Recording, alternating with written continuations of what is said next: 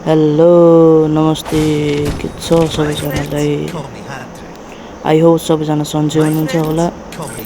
मलाई थाहा छ यो म धेरै दिनपछि अनलाइन आएर बल्ल तपाईँहरूमाझ भिडियो लिएर आएको छु। त्यही पनि केही छैन, भिडियो सुरुबाट हेर्दै जाऊँ न, लास्टसम्म मजै त आइहाल्छ।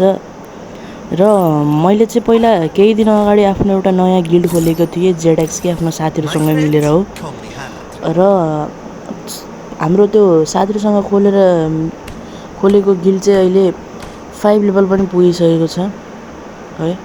अनि हामीले त्यही साथीहरूसँग मिलेर कहिलेकाहीँ स्क्वाड बनाएर त्यस्तै टुर्नामेन्टहरू खेल्ने नि गरिरहेको थियौँ गिल्डमा, यिनीहरूमा जाने गिल्डबाट खेल्ने।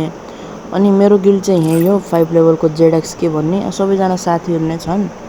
अनि अब हाम्रोमा धेरै मेम्बरहरू पनि खाली नै छन्। अनि हामीले के सोचेछौँ भन्दाखेरि अब यो गिल्डलाई हामी नेपालमा रिप्रेजेन्ट गर्नु पऱ्यो क्या। नेपालमा रिप्रेजेन्ट गर्नको लागि के गर्नु पऱ्यो भन्दाखेरि पहिला हामीसँग मेम्बरहरू थपिनु पऱ्यो क्या। मेम्बरै छैनन्, त्यही भएर अब हामीले अनलाइनमा गिल्ड टेस्टहरू लिएर मेम्बरहरू हाल्ने अनि यो नेपालमा गिल्डलाई रिप्रेजेन्ट गर्ने।